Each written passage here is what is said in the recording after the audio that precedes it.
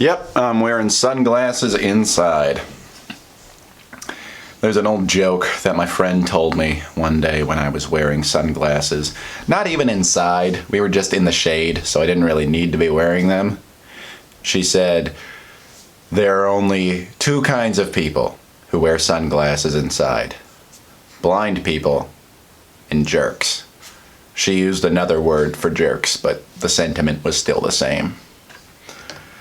I remember watching like Casey Neistat's videos back in like 2016 when he was like super poppin', 2015, 2016, and thinking, wow, just checking out the microphone being on, and thinking, wow, why do you wear sunglasses inside all the time? I heard that little rule that my friend said, but now that I'm in this, my little makeshift studio, these lights have been so harsh on my eyes.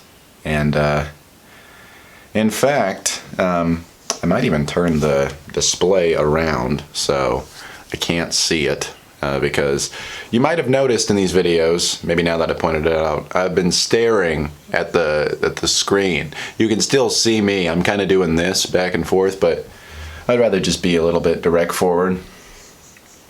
But I already have pretty bad light sensitivity. And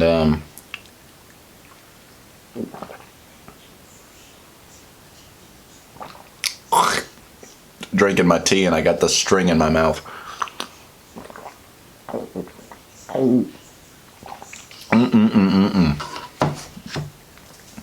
So the thing you got to know about my light sensitivity, I learned this really interesting thing, this really cool scientific fact about it, is that I lied.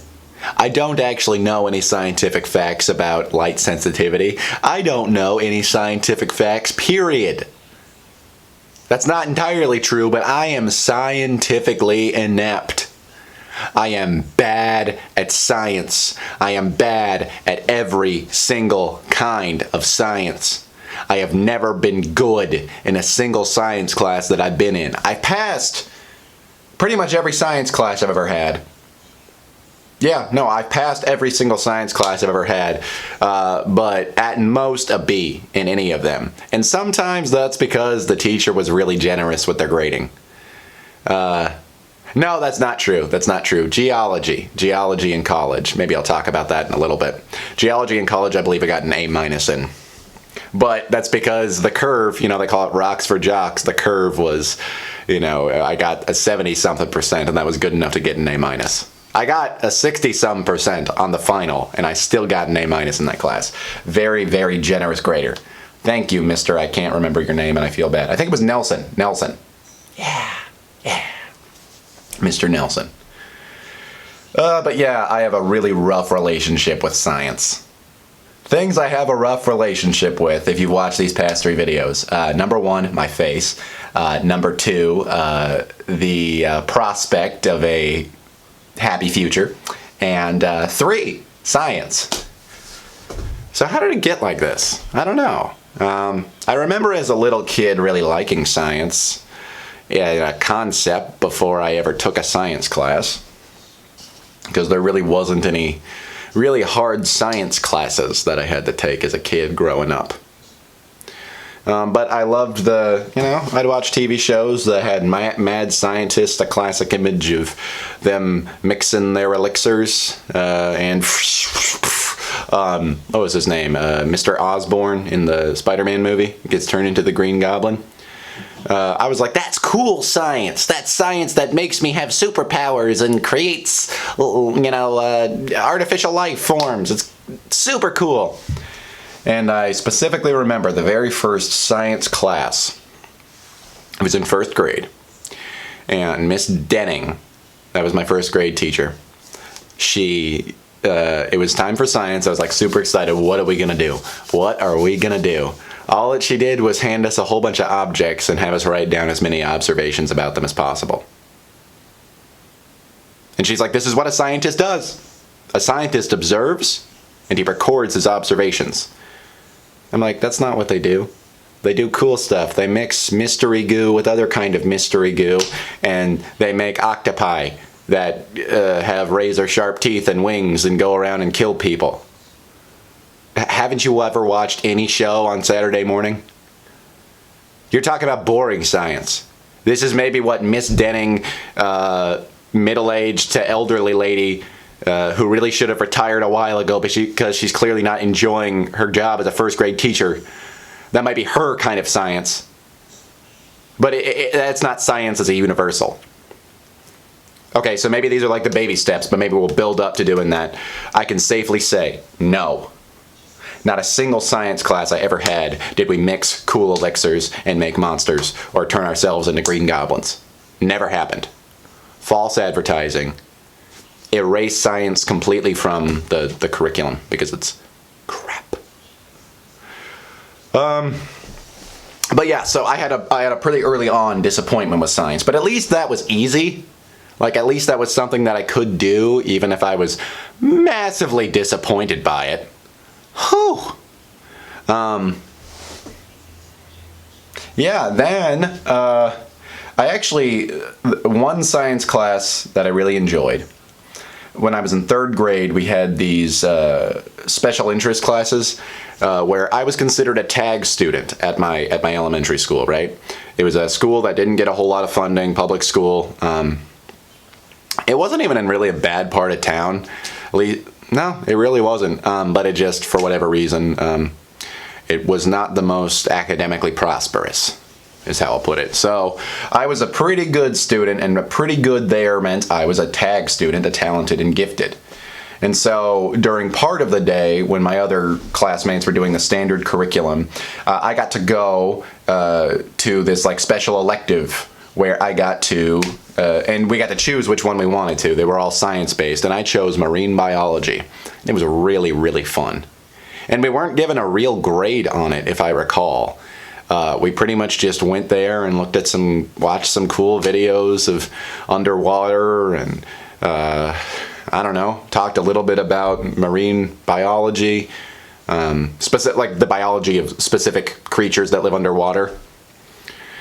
And yeah, it was a really, really great time. I remember the last thing that we did in that class was we took fish, like we took these rubber fish, and we dipped them in ink, and then we splatted them like on a piece of paper. So it made like this cool print, this cool fish print. I thought that was neat.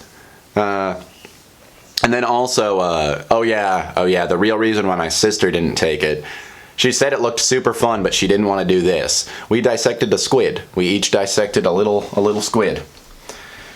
And I don't know if I'd want to do that now. I mean, maybe I would. I mean, the squid's already dead when they hand it to me. I'm mostly a vegetarian. I can talk about that some other time, but my sister was a hardcore ethical vegetarian right from, gosh, I think she was like 4 or 5 when she first said to my mom, "Hey, what is this hamburger made out of? Like, how do you make a hamburger?" "Oh, it's a cow." What? How does that make any sense?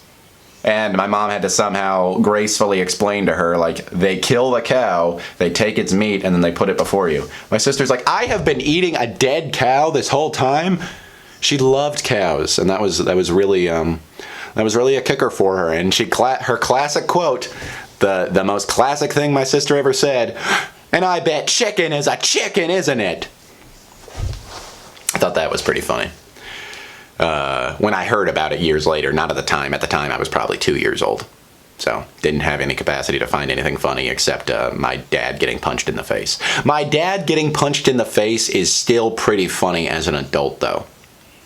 So, I have to say I had good taste then, and I've gotten even better taste now. But yeah, we dissected a squid in this marine biology class, and we actually took out its ink producer thing, and we each signed our names on a piece of paper, like, all together. Which is a little bit morbid and gross, but also cool. I mean, that's sweet. How many people can say that they have written their name out with a squid's inker, whatever that damn thing is called? That's the first time I've sworn. Wow. How does it feel? So that was a fun thing. So then, I mentioned before I was a tag student. So that was third grade. That was the last year that I was ever at that school. As a tag student, as a super duper smarty pants, because my mom felt that I was not being challenged enough, possibly correctly. I don't know. I don't have a past experience where I stayed at that school and then went to the middle school that all my friends went to compare it to reality. But in reality, I transferred schools in the 4th grade. I went to a math and science magnet school, which was an elementary through middle school. There was a lot that was great about that school. This is not a me dragging that school through the mud kind of thing. And especially in the science department, the school got a lot more challenging really, really quickly.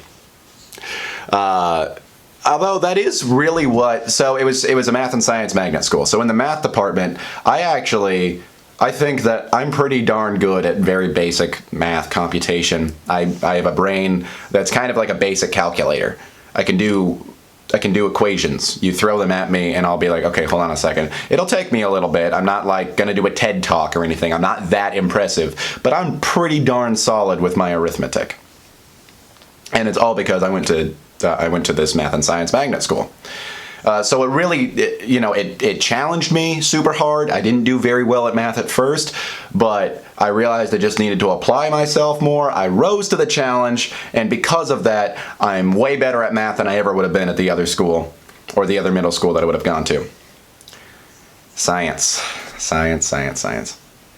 My brain doesn't process science very well. It doesn't process concepts particularly well. Conceptual learning is difficult for me, which is very interesting. It seems that most people are the opposite. I've heard plenty of people say that they're better at memorizing facts and terminology and that kind of thing than they are at doing the nitty-gritty mechanical math part of it. I'm just better at the mechanical part, I guess. But science was really, really hard, especially when it got to 6th grade. My goodness. I'm going to say this right now. I've said it before. I've considered whether or not it was an exaggeration or not. I'm still standing by it today.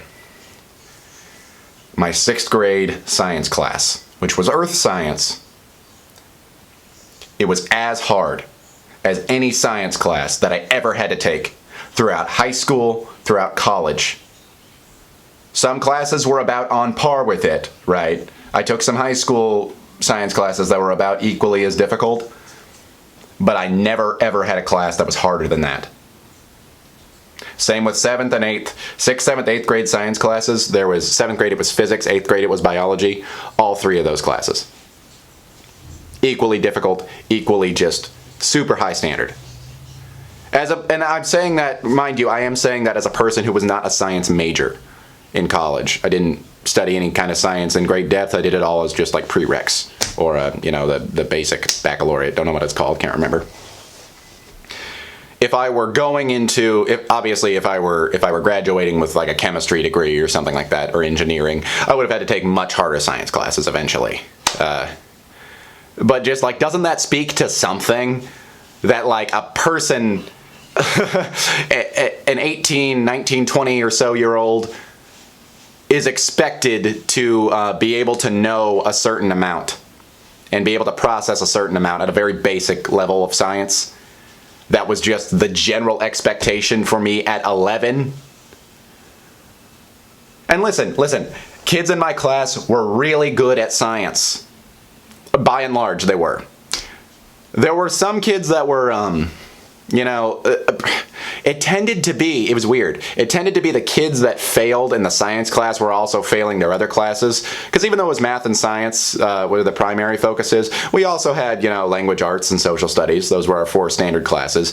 It was generally like if you were failing science, you were also failing very rarely did a person just fail one class. You were failing at least 2, sometimes 3, sometimes all your classes. It stinks. Looking back, those kids were not dumb. They just probably shouldn't have been going to a math and science magnet school. If those kids that failed all their classes had gone to a regular school, they probably would have gone by just fine. C's and B's.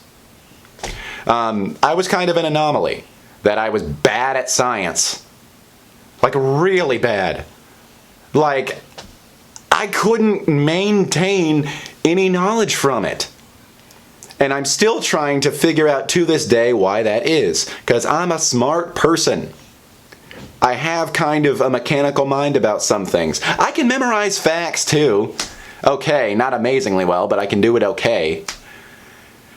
And so I like to think that it's a little bit half and half.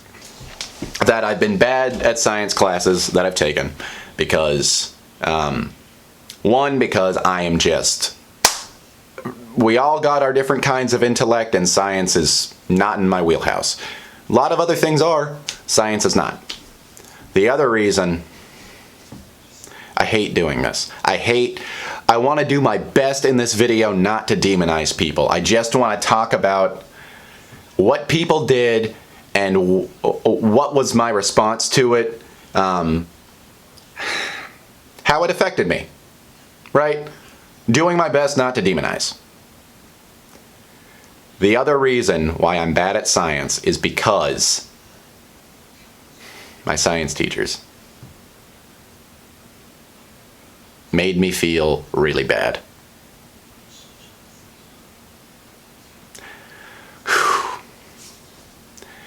In 6th grade, my science teacher, if you were not prepared to answer his question, like he calls on you, he didn't always take hands. If he calls on you and you answer his question and it's wrong, the kids in the class, what? This guy doesn't know? He didn't know the answer to that question? And now that's childhood cruelty. We sort of expect that, especially in kind of a smart aleck school like I was going to. The teacher would do nothing to say like, hey, don't discourage him from trying to answer the question and just failing. He wouldn't say anything like that. He would almost sort of encourage that the kids could take those shots. He would make some little snide remark too, like, well, I can tell you did the reading last night. And look, this dude, I have actually talked to him. I've hung out with him personally since not being in, it took, let me see, 2006 was when I was in his class, and then it was probably 2014 when I hung out with him. So I was an adult. I probably needed that long a span of time not being in his class to be on cool terms with him, man. Because he just scared me. He just, more than like he made me angry, which he did, I just felt emotionally unsafe in his class. Being a person who wasn't naturally gifted at it, and then having a teacher that had no reservation about just putting you on blast if you didn't get the answer right that he asked of you. And it was hard because I could feel myself being in this emotional conflict, honestly, similar to the one that I have with my dad.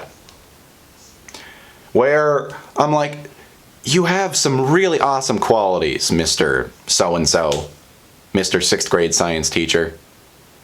You have some really awesome qualities about you. He was really, really funny. Had good taste in comedies. He told us about his favorite comedy was Strange Brew. I just recently watched that. It was a good time. He would talk about funny scenes from that. He loved the Ren and Stimpy show. I love the Ren and Stimpy show.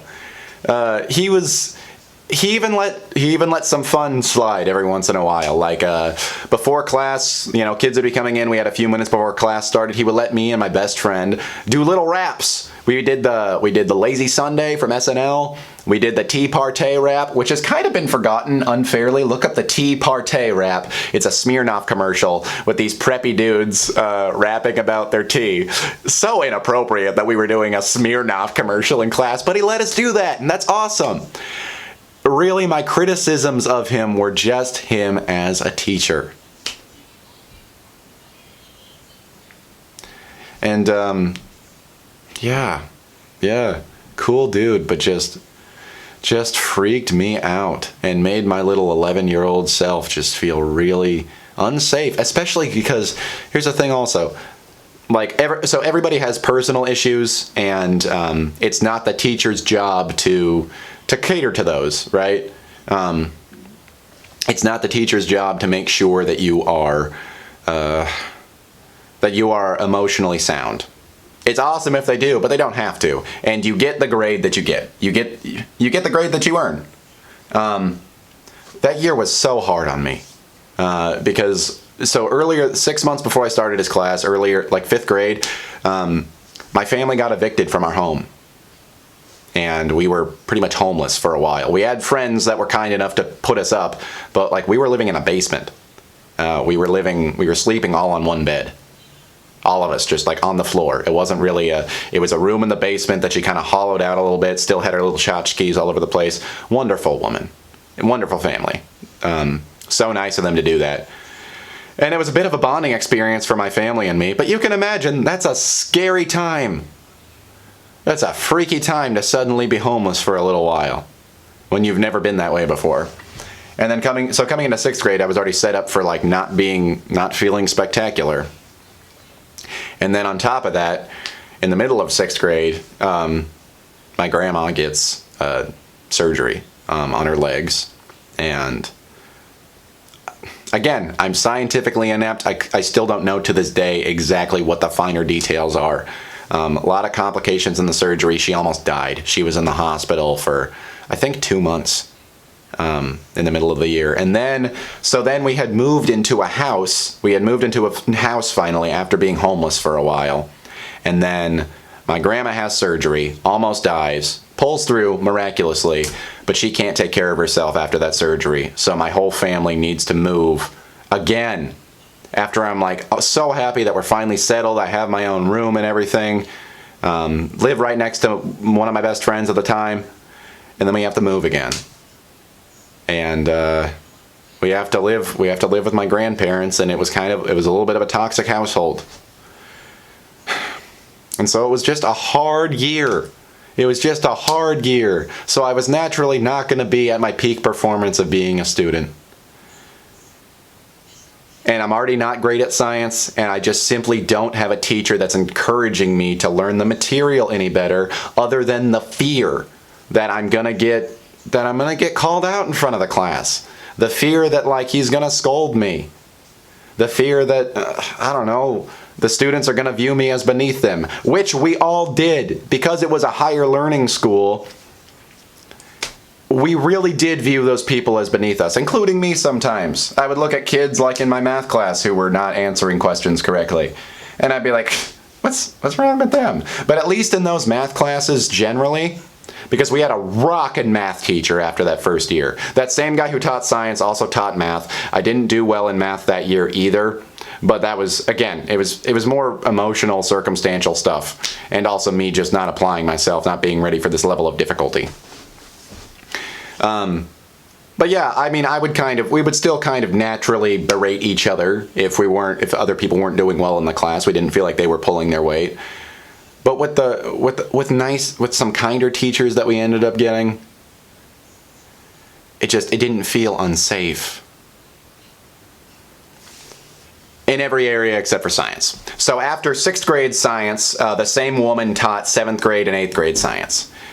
And I don't know if I had just gotten stronger and thicker skin, but I didn't feel quite as unsafe in those classes. Certainly some times were scary. So there were some days you did not want to make this woman angry. And she made it very clear in like the first week of 7th grade. My friend and I were just doing this dumb little inside joke we were doing where we just shout each other's names back and forth. She goes, "That is totally unacceptable for this class. Consider yourself well warned."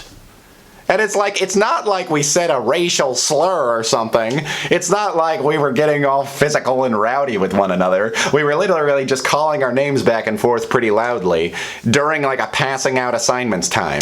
But I mean, she set that tone, and maybe I was just so whipped into shape from the year before. I listened. I still didn't do very well in her class. I didn't fail, like I failed 6th grade science. Flat out freaking failed it. But 7th grade science, I got C all throughout. And then, 8th grade science, I will say she loosened up on us a little bit. So I got a B all throughout, which is not bad. It might even be more than I earned. But you know how I got that B? You know how I got that B? I blatantly copied a lot of assignments and labs from my friends because I knew that if I didn't turn it in or if I got answers wrong, I would just get the crap kicked out of my grade.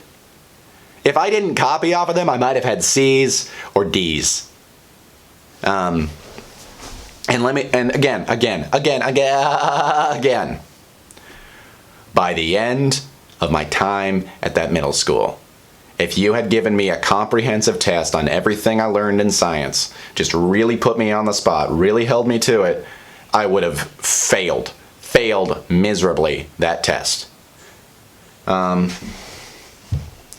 It's just really depressing to think about. Like, what if at that time, sometimes I wonder, like, what if I just went to the middle school that, like, the other people that I grew up were going to, the other public middle school,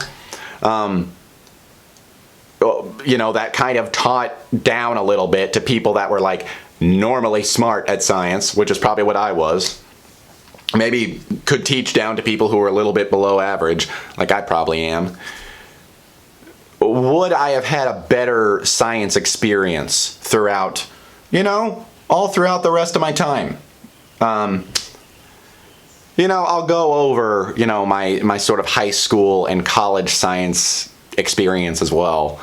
But it was really just, my goodness, middle school, man. I still get anxious thinking about.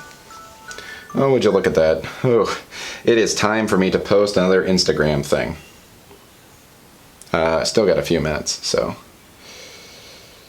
let's take a look. So what I'm posting today, because today's theme is pet peeves, I'll show the picture in just a second. The prompt is list your top 3 biggest pet peeves. So for this one, I wanted to fit the theme a little bit, so I'm posting this picture. Ooh, this one might get me a little bit of pushback. I can understand people not really liking this one. It's a picture of me saying, I don't need to show it in HD. It's me basically saying that it's a meme that I made of myself when I was 17, and I'm saying, like, you know, something about me is that I could be in the best mood ever, but I get one stain on my shirt and my whole day is ruined, and it shows me performing a little bit of self-hurting. It's not real, and it's very obvious that it's not real, it's exaggerated, but I could still understand somebody thinking that it's kind of in poor taste. But I was 17 at the time when I made it, and I still think it's funny. I still think if you know me, you're probably gonna find that funny. Anybody who's gonna get seriously offended by it, I don't really want you poking your head around anyway. But the caption to this, let's take a look. What? Oh, I already posted the caption, but it kind of erased it. So this will just take a second. I gotta repost. Oh wait, no, I saved it in my drafts. That's right. That is right. I feel like this is not very interesting, and I might stop doing this. Either that or just have the Instagram post I'm about to put up be like very, very ready to go. But I have been told I'm pretty naturally entertaining even when I'm not doing anything that exciting. So let's go drafts. There we go. Okay, so let's see this. Okay, so what are your 3 biggest pet peeves in the next minute and a half? Not necessarily biggest, but 1. Rationalizing behavior in order to maintain obviously toxic relationships. Nuance is important, and people can be forgiven for mistakes, but repeated harm should be met with a severing of ties. 2. Media dedicated to why other people suck. Prominent and money-making as always. I don't get how people have the time and energy. Criticizing in my head for even 1 hour leaves me exhausted. 3. When drivers just need to hit the yellow light and often the red. It used to be the exception in Portland, but became the rule that someone will do this every light rotation. I tried to have a mix of like one thing that's a little bit more psychological and relational, one thing that's like just something about society that I really don't like. Like the first one was, you know, the toxic relationships. The second one was the media about why people suck.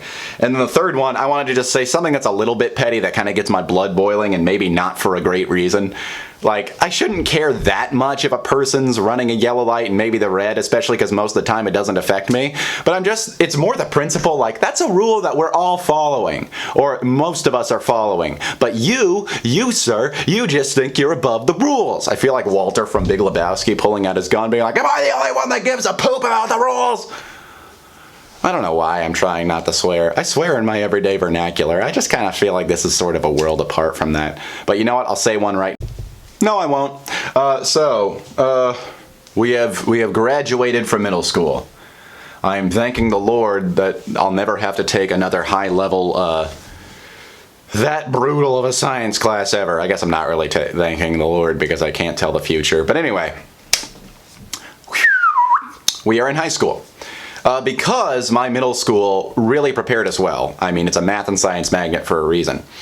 We did not have to take the standard freshman year science class, which was biology, because we took biology 8th grade. So I get to freshman year immediately getting to go into the next level of science, chemistry. It's not really any better. It's a little bit more fun because this public high school is a little bit more lax in its learning environment, so we had a lot of time when we were doing worksheets and stuff to just sort of lounge around and talk while we like get the questions answered. Labs, we'd kind of be making all silly jokes that we probably wouldn't have gotten away with at our middle school. There were some good memories from this class, but the teacher had nothing to do with it. And here's the thing also, is that there were 2 chemistry teachers. One of them, really, really cool dude. Honestly, people who had him would often say he was their favorite, or at least like one of their favorite teachers. This guy had a reputation as being one of the worst teachers in the whole school. Just awful. Just awful. Not a good teacher. Just not a good teacher. He could lead a lecture. And he didn't do the thing. I'm so glad he didn't do the annoying call on you and make fun of you publicly. Man, when is public humiliation a good teaching tactic? Like, who taught you that? You probably have some memories of doing that as a kid. Did you just think, oh, well, because some teachers like put me through all this suffering, that means that I have to put my students through the same suffering? I'm still on that. It's behind me now. It's behind me even in my freshman year that I'm talking about. It was already in the past then. It's the past now. Whoo! But you see why I talk about these things. It helps me really get it out there and process it. But this guy, he could lead a little bit of a lecture. It was dry as dust, and he wasn't great at explaining himself, but he could do it. But that was just sort of it. He just sort of took a back seat most of the time. Like, he had this just like stoic face, this emotionless, lifeless, humorless demeanor, carried himself just like, I heard this one YouTuber compare, it was The Amazing Atheist, he compared Joe Biden to a bowl of cold oatmeal on a cloudy day. And that's a perfect analogy for this teacher. And another thing about this teacher, he got a reputation for being a little bit too fond of some of the high school girls that was in his class. And why that didn't get him fired immediately, I mean, okay, I guess for good reason. And I don't want to get too deep into it because I don't know the exact details that did get him fired. But eventually, by my junior year, long after I didn't have his class anymore, gosh, why couldn't it have happened earlier? He got fired for that reason. Maybe I could have gotten a good chemistry teacher. Although I heard the lady that came in to replace him was not any peach herself, so what are you going to do about it? So, yeah, I mean, it wasn't that great, but I did okay in it. And again, it was way more relaxing than my 6th grade classes. I'll put it this way. The trend throughout middle school was military teacher, science teachers. Or, yeah, you get what I'm saying. The trend throughout high school, all of my teachers, they just seemed like they just didn't care about you. Like, if in middle school they wanted you to hurt if you didn't get it, in high school, if you didn't get it, they just like, okay, we'll figure something out. Do what you can to get a good grade in my class, but I'm not gonna push you at all to get that grade. But I'm still gonna grade you badly if you do badly. But I'm not really gonna be a viable resource for you to get that grade. And I want to say all of this, again, with every little bit of nuance. Like, These are all perfectly fine people except, you know, the chemistry teacher I just talked about. All perfectly fine people. I could probably have a beer with them today and we could peacefully reminisce about what we went through. I could probably even laugh. Dude, I really didn't like you. And they could, you know, if I delivered it properly, they could be laughing along with me. Ha ha! I was kind of a deadbeat, wasn't I? Ha ha! And again, I want to put some emphasis on, it's not like I was doing great in their class and they didn't care about me. Like I said, I'm naturally not very good, and they didn't, the problem is, I think, they didn't see a naturally not very good student and say, let me try to make that a good student in science. Because my grades all around were pretty good all throughout high school. I wasn't a 4.0 by a long shot, but I was on the honor roll. I got recognized for my academic standing in some ways as being a pretty good student. Although my class, I mean, it was still a hard class to be in. Not as tough standards as my math and science school, but man, my high school had tens of valedictorians. I can't remember exactly how many. I think maybe 20% of our class, nothing but A's in any class that they ever took. Isn't that wacky? So my, I think it was like a 3.65 by the end of high school, fell just barely in the upper third of my class. So that's something, I suppose. That's, you know, still something to celebrate. And so anyway, after freshman year, bad chemistry, I had physics. Again, teacher at least sweet. She was a sweet woman, and she talked about her daughter sometimes. She seems like she'd be a really fun mom to have, but just really not good at explaining stuff. Really encouraged you to, if you had a question, really encourage you to just look it up yourself, which is helpful sometimes, but sometimes I'm like, okay, looked it up, didn't figure it out. So lady, you're not quite getting, you have something to do now. You got something to do. The way that I coasted through that class was that I had one kid for, you know, all labs are group projects. And so it's really a test of who's the best at finding the smart kids in class. So I worked with one kid that was a year older than me. No, 2 years older than me, actually. Just really smart kid, and you know, just copied every single thing he did word for word. And back in high school it was frowned upon, but for some reason it wasn't considered outright academic dishonesty, you know, because we did the classic little tactic of I'll change little tiny details here and there, so it's not blatantly obvious that I copied, but you know, I totally copied. I mean, so I don't have any of my knowledge, my integrity, certainly not my teacher's teaching to thank for me getting through that class okay. I have this one particular kid, his name is Charlie. Charlie, if for some reason you're watching this video right now, we haven't talked in over a decade, thank you for making me not have to repeat that class. I'm sure I would have found some other way to pass. I'm good at really rising to the challenge when it matters. I would have leached off of somebody else if it wasn't for him, but he just happened to, we became friends pretty quickly. He kind of carried me through. That class also graded on a mega curve though. I don't know exactly what my percentage was because I got a C by the end of it, but you know, it might have been in the 50% percentile, and she just had to grade on that kind of a curve because the labs were hard, man. The labs were hard, and I straight up didn't do like a really big one. So I guess if I can thank the teacher for anything, thank you for grading on that kind of a curve. That was really sweet of you. Okay, so junior year, I have some animosity toward my junior year teacher. He taught environmental science, or environmental systems, whatever it was called. And just same deal. If he felt like you didn't already have a naturally good grasp of it, he just didn't do anything to make you any better at it. And another thing that really made me annoyed about this guy is that he made us all do, at the beginning of the class, he made us do 2 really big, worth a lot of points tests on plant identification. Like, when am I ever going to need to know that? I don't, like, it was just weird. It was just like, this is not what I saw. This is not what was in the description for environmental systems. And on top of that, I mentioned this in a video a long time ago called like No Caffeine or something like that. There were plant experts in my class. Literally, citywide renowned ecological experts whose mom was a PhD to the 5th degree on this kind of stuff. So they had this huge natural knowledge, and I was expected to take the same test that they were? What? No, I got like a 30% and a 50% on those tests, and it really, there was no way that my grade was going to be higher than a B+ after that.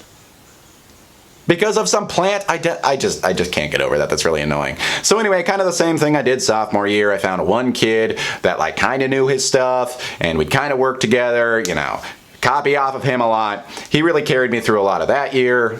Just goes to show, it really is just about the number, isn't it? High school. If you don't have the right teacher, it really is just about the number. And doesn't that stink? And isn't that stupid? I don't know. Sorry, my mind is kind of on an Instagram post I put up. I'm really, really curious to see. I wouldn't be surprised if it gets 5 likes. And if it gets even some people that are angry at me. So anyway, and then another thing that really bothered me, so we all took the seniors graduated and were finished with school a couple weeks before everybody else in the school. So I was a junior at the time, and there were seniors in my class with me. So the seniors and the juniors all took the final at the exact same time. And I was thinking, that's cool. In other classes I had that did that. Okay, cool. So the last 2 weeks are basically just a chill ride. We can just relax. No, this teacher decided to throw in another test, a lot of high points. That was bird identification. And same deal with those 2 plant experts that were in my class. They were twins, by the way. These 2 ecological genius twins were also bird experts. So, and again, I'm expected to take the same test that they are? Just ridiculous. And I can kind of understand a plant identification test. Good to know what's poison and what's not. Okay? Okay? That's the teensiest little bit of life use that has. When am I ever going to need to identify birds in the wild? Huh? Do I need to know that, if that's a peregrine falcon, to stay away from it because it'll come over and, rip out my jugular and I'll be bleeding all over the place? I just don't get why, if you want to have an ecological, identification class. Am I even using ecological in the right context? I don't know. I'm scientifically stupid. Have I made that clear enough? If you want to have an ecological identification test, why not just have a whole class about that? And people can volunteer to be a part of that class. Environmental systems was a class that I specifically had to take if I wanted to do full IB, which I was aiming for at the time. Oh, and I took the IB test for that and didn't get any credit, didn't get any points for it because I didn't study for it because I don't know. I wasn't passionate about it. I ended up quitting full IB after that year. Still got some IB college credits, so glad I did some IB. But full IB, ooh, my sister did it and she just said, hey, if you don't want to do it, please don't. Please don't, because you will hate yourself. You will hate everything about life. My mom fought me pretty hard to stay in full IB. And again, best interest in mind, really appreciate her for that. But I didn't do it, so I got my way. So that was that. And little side note, I actually got an A on that bird identifying class. One thing that really held me back, though, is that I'm colorblind, and a lot of these birds are easiest to tell apart by their plumage, the color. And so I just was automatically going to be worse at that than everybody. I should have gotten my mom or my doctor to have sign something to just get me out of doing it completely because colors were such a vital part of it, or give me a 10-point boost in my grade because I have that handicap. But no, I studied really hard. I used Google Images like nobody's business for all these different bird breeds, species. And I got an A in it. But then my grade, he said that he was grading on a curve. And he might have just excluded me. I wouldn't have been surprised. If you got 5%, the bottom 5, the 5 below. So 65 to 75, that was considered a C. 75 to 85, that was considered a B. 85 to 100, that was considered an A. I got an 87% in his class by the end of it, and he still gave me a B. He still just graded it Anyway, I wasn't going to go back and argue with him. B, that's fine. Honestly, again, with all the cheating I did, maybe even more than I earned. I really wish that I had one teacher that made me even want to try harder. I don't want to just pass all the responsibility. If I had busted myself every night, was like, I'm going to read this textbook for an hour and take all the glossary terms down that I can, study note cards, do it constantly. But I just didn't have the energy for that with the 7 other classes I was taking or whatever it was. And I didn't have any teacher that made me want to do that. I had English teachers that made me genuinely want to read the class book for the first time. I had ones that made them really want me to put my soul into the assignment that I was giving them. Even if I didn't like the class, like, dude, that's a cool assignment, and you phrased it in a way that makes me really want to try hard on it, man. Not a single science teacher did that for me. And so senior year, when I finally had a little bit of autonomy over, what classes I had, I didn't take any science classes because I didn't need to anymore, and I was getting out of that right away. And that was a beautiful, blissful year for a lot of really great reasons. The school knows that you're going on to bigger and better things, so they tend to go a tiny bit softer on you, except for those couple jerk teachers, but that's fine. But yeah, high school science. Bad in a different way. Like, middle school was bad in a hiding under my bed kind of way. High school science was bad in a I'm lounging with my feet up and you're not doing anything to make me move kind of way. College science was all fine. Yeah, I'll say they were all pretty decent. But by then, sort of my chance of being genuinely inspired by what you were going to tell me and my baseline science knowledge, it was all just so low that they really had an upward battle to really make me care about anything. There was one class, did something actually, slimy in its own weird way, even though it kind of benefited me. He made it seem like he was going to grade on a reverse curve. Like, this many people are going to get C's, this many people are going to get B's, this many people are going to get A's. So, even if you get a 70%, if the class, all did on this, distribution chart that I'm showing you, if it works out that your grade is mediocre, that's actually considered a D or maybe even an F. Who knows? So I'm like, what? So now I have to push myself to do that much better than everybody in the class? And then I find out at the end of the class that he actually graded on the opposite kind of curve. I wonder if he did that to put, so I got less than an 80%, but I got a B in that class. I wonder if he did that to push us. That's fine, but do you know the anxiety I felt about that final exam and that quiz? I mean, it encouraged me to study more, sure. I probably learned more in that class, which I forgot very quickly afterward because my brain doesn't have any room for science. But I'm just like, why would you do that? Why would you put me through that unnecessary anxiety? But I guess thanks for the boost in my grade. Geology class, rocks for jocks. Like I said, got a 60-some% on the final. Got a 70-some% in the class, and I got an A-. So that was fun enough. Did okay. Marine biology class. Another class where I thought that I was failing it throughout most of it, so I really made a conscious effort to not enjoy it. Even though the lab environment was fun, it was chill. The marine biology TA was really sweet girl. She was really cute too. I had a really big crush on her. Sorry, I'm kind of I kind of lost my train of thought for a second there. Just need to say that for a second. Take a deep breath.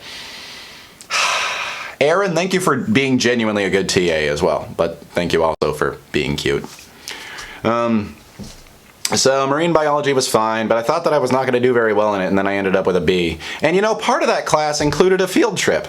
We all got on the bus, and we all went out to the coast, and we did a little bit of some data collection. I can't remember what it was, but it could have been a great day, but I was so overcast by this feeling of I'm not going to pass this class anyway, why am I here? Or I'm not going to get better than maybe a C in this class, why am I here? Once again, I just feel like I'm this bottom of the barrel.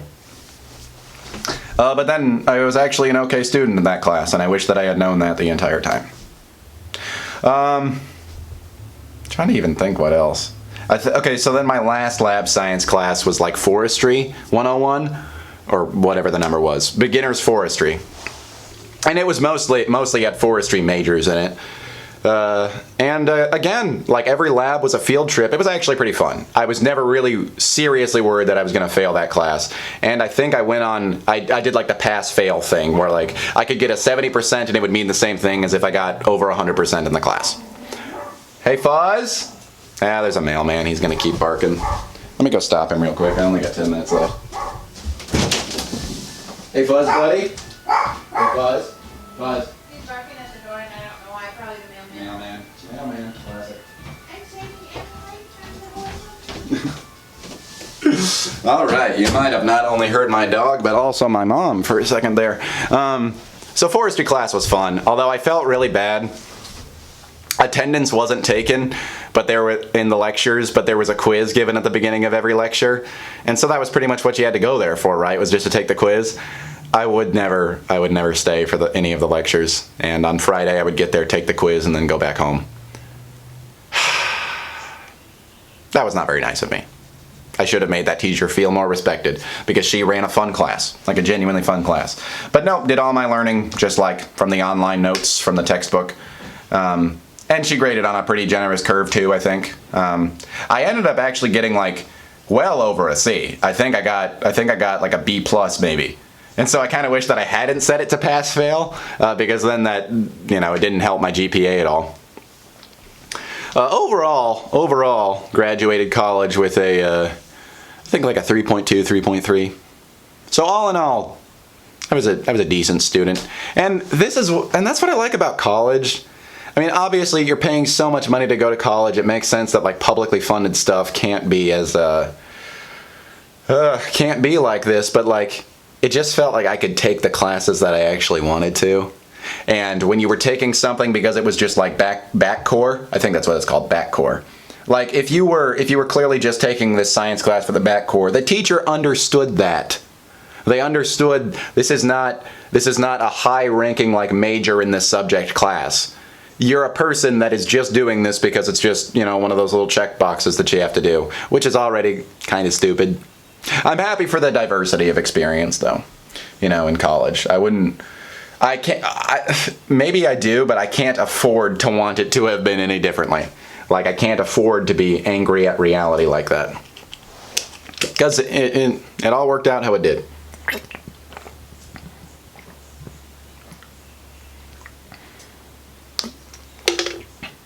Had this sitting there the entire time. Probably should have used it, but I just got so passionate talking about how I didn't have a wonderful experience in science.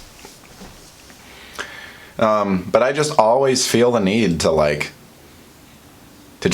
you probably already know this. I preface everything that I say that has anything to do with like having some basis in scientific fact that requires some sort of terminology or whatever, or some grander understanding of things.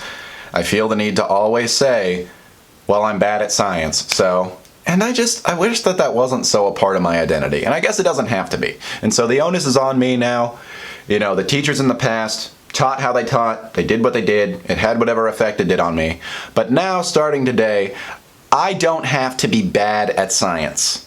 You know, at the very least, I don't have to say that. Nothing about me needs to change, but I don't need to constantly say, I'm bad at science. Because all that does is keep me stuck. All that's going to do is, if I am interested in something scientific, it means that I'm going to go into it with the pretense of I'm bad at this. If I want to read like a science book for fun, if I want to watch The Cosmos with either Neil deGrasse Tyson or Carl Sagan. Man, Neil deGrasse Tyson, I used to worship him in high school. I thought that he was just like the best. I don't entirely feel the same way now, but he's very passionate, and I always respect that. He's not a saint to me anymore. Nobody's really a saint. I don't have any heroes like that anymore, man. I can't afford to. I can't afford to think of anybody as like unattainable, way beyond me. Even if they have a skill that is way beyond me that I will never attain. I'll never be as good of a shooter as Stephen Curry. But I can't afford to give him any more life value points than I have. We're all sort of on the same plane. More or less. That's a really hard thing to do, because then what does everybody immediately want to say? Well, what about Hitler? Is he on the same level of value as us? I'm like, I'm not even gonna bother like getting into. That's for me to contemplate, I suppose. I guess thanks for asking such an extreme but kind of stock cliche question. And I will take that and do some personal contemplation. But in an ideal world, I can take him and put him on the same level as, like, man, I don't remember his name. There's a guy who basically did some World Hunger Initiative and saved the lives of 1 billion people. 1 billion with a B people. Yeah, I gotta put those people on the same level. I'm gonna look up who that was, and I'm gonna put his name in the description, because you should really look him up. I haven't studied him extensively, but I remember hearing that, being like, what? What? Gosh, now I feel lame about the 17 lives that I've saved. Oh, did you think I was gonna explain? Oh, no, I'm good. I don't think you need a video about that either. Doesn't make for a very good story. It's a more interesting story how many people I've killed than the lives that I've saved. Yeah, science, man. I just want to now, because I have considered myself at such rock bottom of, like, scientific ability, I want to now take any little stride that I make in expanding my scientific knowledge. I want to just treat that like it's gold. Like I can take it as this enormous accomplishment. That's a great thing about being at rock bottom. You can only ever go up. Because I felt so bad about myself and my scientific knowledge for so long. You know, I can, yeah, I think I want to watch The Cosmos. At least an episode or two. I'm bad at watching TV shows and sticking with them. I like movies. I like movies the best. But it is a mini-series that usually, you know, the fact that I can go in already seeing the light at the end of the tunnel, it's kind of like how British shows, they often run for like 12 episodes. So it's, you know, I don't feel as bad about jumping right into them. I really liked a show called Black Books. It's this British comedy, and I mean, I still like it. It's a fun sitcom, but I found out the creator and one of the main writers of it is like a really anti-trans activist, and I don't agree with that. Again, trying my best not to demonize, but I very much don't agree with that, and it does cast a bit of a shadow on the show. But I want to remind myself that a lot of other people worked on it. There are a lot of other really talented actors in there. If you haven't seen Black Books, I mean, try to overlook as best you can what I just said, but it's a great show. It's a lot of what I like about like Monty Python or something, but grounded to a level that, you know, it still takes place in one concise reality, but it's got weird little quirks and cartoony gags and stuff like that. And just really great characters, just really, really great characters. Yeah. I still got 2 minutes left to talk about, oh gosh, do I even want to? Okay, yeah, I am going to look at Instagram. I'm going to look at Instagram. I'm going to see if my picture has gotten anybody mad at me yet. Just remember, I'm the same person I was before I posted it. I will be the same person tomorrow when I post something else. And everything, on a scale of 1 to 10, gonna be okay. Gonna be okay. Okay, it's got 2 likes so far. It's definitely not gonna be as good as yesterday, but that's... one of the people that liked it was actually one of the people that I could see like really disliking it, just because she believes in social justice, and that's wonderful. But she liked the picture, and that makes me feel like, okay, so I did something sort of kind of right, maybe. Yeah, everything is at peace. Everything is at peace. Nobody's a perfect picture. Nobody's fully smart in any area.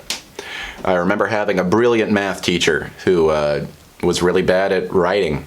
He would misspell all the time, and he was very upfront about that. I think without criticism, it's very smart to, it's great to be upfront about the things that you're just not as good at as some other people. And you don't have to say, hey, I'm a worse person because of it. And the thing is, that comes with a bit of a price, which is that you can't say to people, hey, you know less than me in this subject, and therefore you're less than me.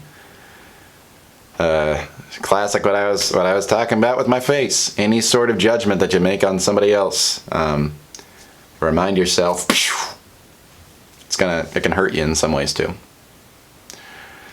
Well, this was a very cathartic. I feel like I could complain till the day is over, but I actually feel pretty great now. So gonna wear this smile